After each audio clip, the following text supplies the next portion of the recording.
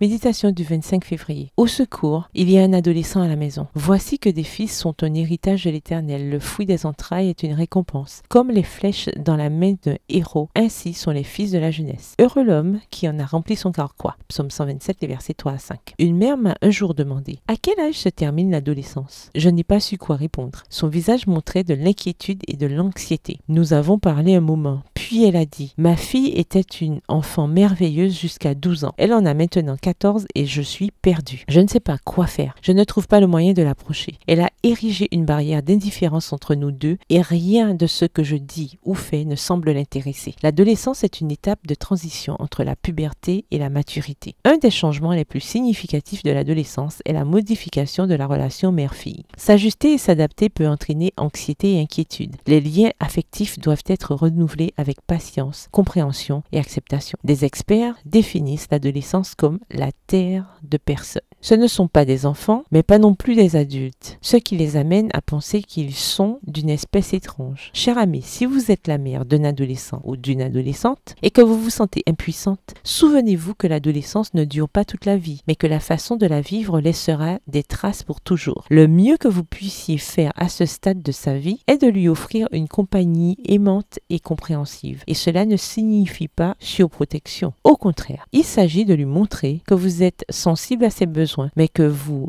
le disciplinez ou la disciplinez avec autorité, sans autoritarisme, et que vous lui réaffirmez votre amour. N'oubliez pas de le traiter ou la traiter comme un ou une enfant de Dieu, créé dans un but particulier. L'adolescence est une étape naturelle dans le cycle de la vie. Profitez-en avec votre enfant. Voici ce dont se plaignent le plus fréquemment les adolescents. Je ne peux jamais parler à mes parents de ce qui m'intéresse. C'est peut-être tout ce qu'ils attendent de vous. Si vous vous sentez fatigué, souvenez-vous, il donne de la force à celui qui est fatigué et il augmente la vigueur de celui qui est à bout de ressources. Ésaïe 40, le verset 29. Je suis sûr que le bonheur de vos enfants est votre priorité. Continuez à faire de votre mieux avec l'aide de Dieu. Aujourd'hui, avant de commencer vos tâches de maman, embrassez-le ou embrassez-la et dites-lui combien il ou elle est important ou importante pour vous et pour Dieu. Bonne journée, que l'Éternel vous bénisse.